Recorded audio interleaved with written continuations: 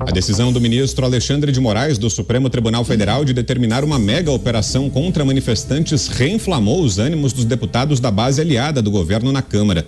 De acordo com o jornal O Globo, um grupo de congressistas que inclui Carla Zambelli e Carlos Jordi voltou a defender uma pressão interna pelo impeachment do ministro.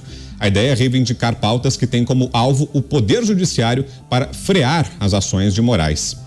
José Maria Trindade, será, Zé? Como é que está o clima em Brasília? Tem ambiente para que avancem essas propostas lá no Congresso? Agora já na companhia de quem está nos assistindo pela TV, ouvindo pelo rádio. Pode repetir. Boa noite, Zé. Pois é. Muito boa noite, meu caro Vitor, boa noite, colegas aqui de bancada, e boa noite a você que nos acompanha sempre aqui nos Pingos nos Is, é muito importante. Olha, o PL adota uma nova linha de defesa e uma linha arriscada que é exatamente entrar em confronto com seu acusador, ou seja, o ministro. É a linha de defesa que levou Lula a ficar livre das condenações lá de Curitiba, que é dizer que o juiz foi parcial e Moro acabou sendo considerado parcial pelo Supremo. Mas é uma linha bastante arriscada. Adota o seguinte: nós, diz o PL, estamos sendo prejudicados e até perseguidos legalmente. Veja bem, uma mudança, uma revolução, não se faz apenas com baionetas e fuzis, se faz através de canetadas. E é assim que tem acontecido no Brasil. As canetadas estão calando fuzis e baionetas. É a realidade. E essa é a linha, nova linha de defesa do PL. Não há exatamente uma certeza de um novo pedido de impeachment de Alexandre de Moraes no Supremo, seria mais um, O PL ainda não assume, os deputados dizem que não é verdade, que não há esse acirramento, mas enfim, já existem outros pedidos de impeachment no Supremo Tribunal Federal. Agora, eu entendo que é preciso sim refazer a legislação para dar mais certeza. Isso nem sempre funciona. No caso dos deputados, quando se diz quaisquer, agora seria quaisquer, todas, absolutamente todas, e todas as quaisquer outras, falas e posicionamentos e votos dos deputados e senadores não podem ser criminalizados, não podem passar por processo. Então, essa história de mudar a legislação pode não funcionar, mas é preciso redefinir o papel dos poderes. Os poderes têm que ser realmente uma convivência harmoniosa, como diz a Constituição, mas não pode ser uma convivência submissa. Coronel Gerson Gomes, que nos diz, coronel, dessa possibilidade do impeachment de Alexandre de Moraes em discussão no Congresso Nacional. Boa tarde, coronel. Boa tarde à nossa audiência na TV, no rádio. Nós encontramos o PL numa, vamos dizer, uma encruzilhada, porque ele convive numa situação em que a grande frente que se juntou ao redor do presidente Bolsonaro, essa grande frente, ela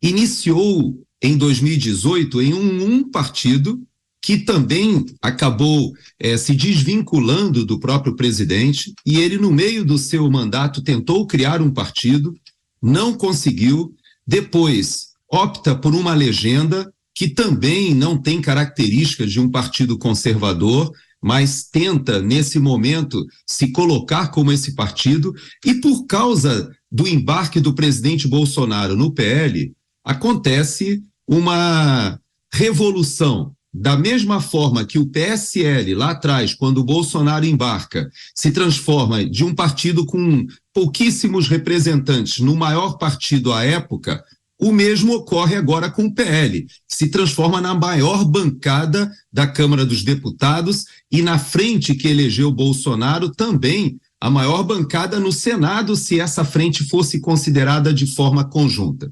Por que eu digo se fosse considerada?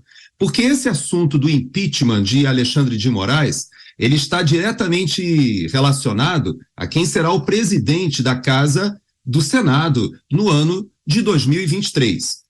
A população foi às urnas e tentou modificar essa hipertrofia do Poder Judiciário, em especial da Suprema Corte, sobre o Legislativo e sobre o Executivo, elegendo bons senadores. Houve uma eleição muito expressiva de candidatos, inclusive vários ex-ministros do presidente Bolsonaro e que se elegeram a governadores e senadores. Ou seja, a população fez a sua parte.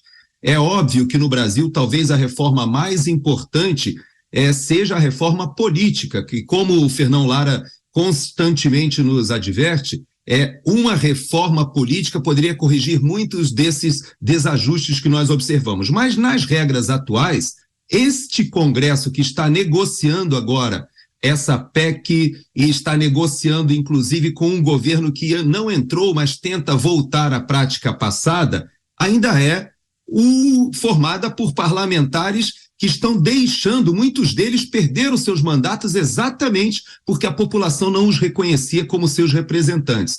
Então, esse interregno é muito difícil.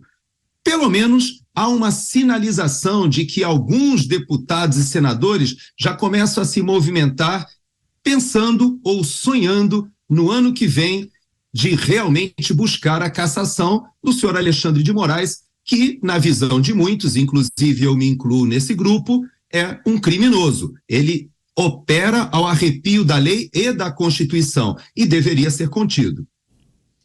Agora você, Roberto Mota. Oi, Mota. A defesa dos direitos fundamentais é uma das pautas mais importantes hoje no Brasil. Isso não é um assunto partidário, não é um assunto ideológico. A gente está falando de defender os fundamentos do sistema democrático republicano, de defender o Estado de Direito. O que está acontecendo hoje no Brasil é incompatível, por exemplo, com o princípio da separação dos poderes. Agora, o grande mistério do Brasil é a mudança de opinião de várias pessoas ilustres. Nós acabamos de ver isso num vídeo aqui.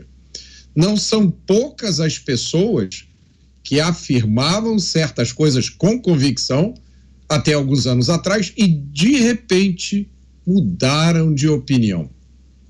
O problema é que a maioria da sociedade não esqueceu o que eles disseram. As pessoas não esqueceram o que aconteceu. O cidadão brasileiro insiste em se lembrar de determinados fatos. Por isso, se tornou necessário combater a desinformação. Por isso, é preciso chamar manifestações de atos antidemocráticos. Por isso, é necessário censurar, cancelar, multar e prender. Tudo isso é necessário porque nós não esquecemos o que aconteceu. Tudo isso é necessário porque nós não nos calamos. Hoje de manhã eu recebi uma mensagem do YouTube me informando que o meu canal foi desmonetizado, porque eu violei os padrões da comunidade. Mas não me deram nenhum detalhe, não me informaram o que foi que eu fiz, que pecado que eu cometi. Por isso, eu faço minhas as palavras do ministro nesse vídeo antigo que nós acabamos de mostrar aqui. Cada vez mais, nós temos que chamar as coisas pelo nome certo.